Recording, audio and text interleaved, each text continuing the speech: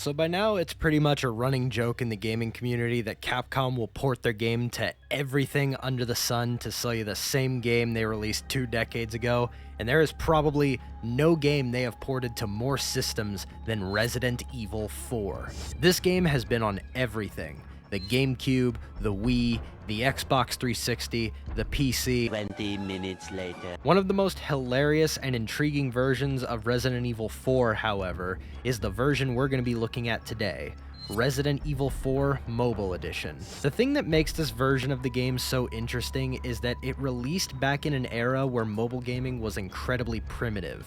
It's unprecedented what modern mobile gaming can do now, but this game released back when phones could barely handle anything, let alone what a modern game console was capable of at the time. As a result, Capcom had to make swaths of changes and downgrades to the game to get it to work, but they somehow managed to maintain as much of the game's magic as possible. Unfortunately, this little piece of gaming history has been taken down from any official storefront, so I had to scour the net and go through a lot of headaches, troubleshooting, and general BS to get this game to work on my PC. That being said, if you guys do enjoy, please consider liking, commenting, sharing. It helps the channel and makes all the effort and headaches worth it when I know more people are seeing and enjoying the content that I put out. I greatly appreciate your support. Seriously, I do. I'd be nothing without you guys. With that out of the way, let's dive in and explore Resident Evil 4 Mobile Edition. Upon starting, the game gives us a few options: history, coin shoot, and starting. History is a nice little courtesy option that gives short slideshow-style rundowns of the previous Resident Evil games so that anyone not familiar with the franchise can have some extra content before jumping in, including a rundown for the opening to Resident Evil 4, for some reason. Strange to include that in the section meant for backstory, but whatever. It's a cool addition for any non-gamers playing who haven't played a Resident Evil game. Coin Shoot is a piece of side content that will be discussed later, but for now, let's jump into the main game. So the first thing we get to see upon beginning the game is a difficulty select screen. But unlike vanilla Resident Evil, all of the difficulties are selectable right from the start, so me being the Ultra Instinct gamer Giga Chad that I am, immediately go for extreme mode. Don't look at the screen. I'm not playing beginner. Stop. Don't. The next screen we're greeted with is a level select screen, a feature that's not in Resident Evil 4. And with all of the levels available except for the last one. There are 22 in total. I won't summarize all of them, but I will go over the first few just to familiarize you with how this game operates. The first level is the ever so iconic Village, but heavily scaled down and reduced for the sake of the mobile version. There's no fire in the center of the village with the police officer and less buildings, so how do we get the shotgun if we can't enter the building on the left like in the main game? Well, the shotgun is on the scaffolding outside the building in a box. Very responsible firearm storage, I must say. It also has the broken butterfly sound effect for some reason now, too. I don't know why, don't ask. And looking at the inventory, the game now has a list of the items that you have that you can scroll through. Unsurprisingly, the Tetris-style attaché case reorganizing is not present here. Very sad, but totally understandable given the limitations of this version. It's not infinite space, however. The items in the case have a number representing the amount of space they take up, and a counter for how much space you have left in the attaché case is displayed at the bottom. Anyway, Salvador arrives and the Del Lago music starts, signifying that the fight just got scarier. The shotgun is good for killing stronger enemies, but it feels extremely clunky and weird if you try to use it as a crowd clearer like you normally would. We kill Salvador and hold off the villagers until the church bell rings, thus ending the mission. When we start Mission 2, we're greeted with the greatest character in all of Resident Evil, the Merchant. And here we can do our normal fare of buying, selling, or upgrading our arsenal. Unlike the full game, however, this game actually allows us to buy ammo for our weapons as well as grenades from the merchant. Oh, you can buy ammo from him. That's so cool. There are also new upgrades you can buy from the merchant not available in the full game, like size, so they take up less space in the attaché case, and later on things like critical chance and piercing damage for weapons like the broken butterfly. Magnum. There's also a counter next to the weapon to show how many upgrades you've given to each one, so they all know which one is the favorite and which one is the unwanted stepchild like I was. Rather than run through the farm area to get to where Lewis is being held, the next mission starts us off meeting Lewis and Leon finding out the hard way why you shouldn't try to roundhouse kick a guy twice your size. We get a slideshow version of the cutscene where Leon and Lewis discuss what they're doing in such a lonely and rural part of Europe, followed by them being ambushed and separated. This next level is the canyon, except also scaled down. The objective is the same as the full game, where you have to go and get the 2 hex pieces to open the door. Once you do that, the mission is over. This is more or less the rhythm of this game. Rather than follow Leon along one continuous path to the end like in the original, the mobile version's missions are essentially bite-sized chunks of select events that occurred in the full game. Some of the events and enemies, however, didn't make it to the mobile version. The Navistadors, Dogs, Del Lago, Knights, Mendez, Iron Maidens, and Large Island Ganados don't appear. Also, the normal villager Ganados no longer feature any villager except Don Jose and Don Manuel. The village seems to be populated by these 2 men and their army of twins. We'd have a better chance stopping Las Plagas if we just told their dads to wear condoms. Let's shift gears for a second and talk about side content for a moment. When you complete a mission in this game, you'll unlock mercenary missions. These missions aren't like the mercenary missions in the full game, however, where you have to rack up as many kills in a timely manner as possible across 4 different maps and don't have any effect on the main story. Mercenary missions in Resident Evil 4 Mobile Edition function more like side quests which you can complete for extra money. There are a whopping 44 of them, and you unlock 2 or 3 whenever you complete a main story mission.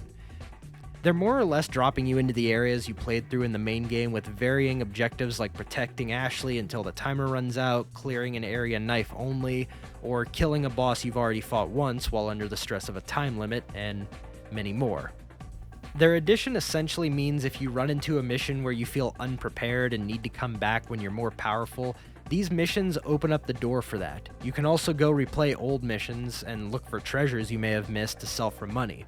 Or you could shut up and stop sucking at the game. Hey, wait a second, aren't you playing on beginner mode? Shut up, nerd. And yes, the treasure combinations are here too. The pattern for it is usually if you find a treasure piece like the elegant mask that you're not meant to sell immediately, the next 3 missions will have the 3 gemstones you're looking for to sell it for full profit. And you can replay these missions and pick up as many of these treasures as you want. There's plenty of room for grinding in this game. Lastly, for side content, remember that coin chute we mentioned earlier in the main menu? Well, it's a small little game mode where you go around the village shooting blue medallions for score. This piece of side content doesn't actually add anything to the main story like mercenary missions do. You get 1 gun, you get 1 map, and ultimately, it's not that special, but I could see it being a cool little side activity to do when you need to kill a few minutes on your phone or something like you're on the toilet. Even though most of the missions in the game are short enough that you can beat them in a matter of minutes. It's really just something you can do to beat your own high score, I guess, if you want. So let's talk about guns now. The gun pool in this game has been heavily downsized to about 1 gun per ammo type. Unfortunately, guns like the Red 9, my beloved, are not here. The only guns here are the handgun, shotgun, semi-auto rifle, TMP, broken butt... Magnum. By the way, this thing now has the hand cannon sound for some reason.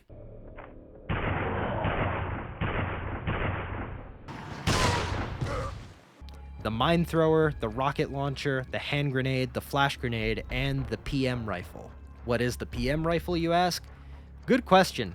Remember how I told you there was 1 gun per ammo type? Well, like a politician, I just lied to you. Well, kind of. Since there are no ways to add scopes or stocks to weapons, the devs realized you needed a way to see the plagas inside enemies like the Regenerator. So, they gave us the PM rifle.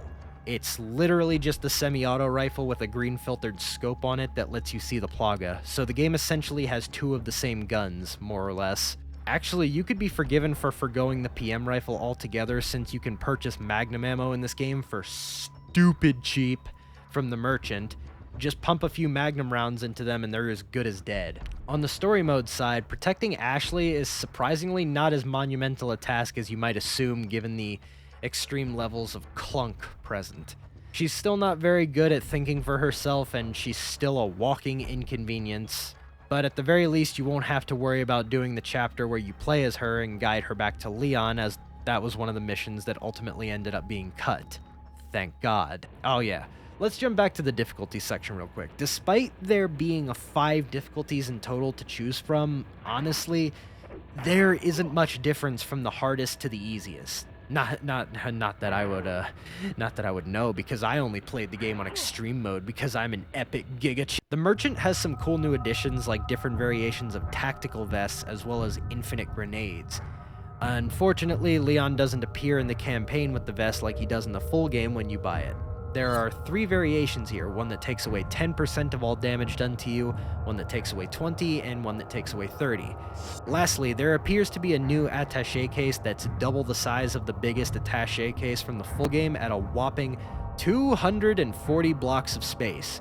It costs a fortune though, so you likely won't get it until after you beat the game, unless you grind the missions, obviously. So, to wrap things up, why don't we take a look at the final level together? Leon kills Sadler and retrieves the sample that Sadler dropped, which Ada then steals and runs off with and throws Leon the key to the jet ski. We run to the elevator to leave, but...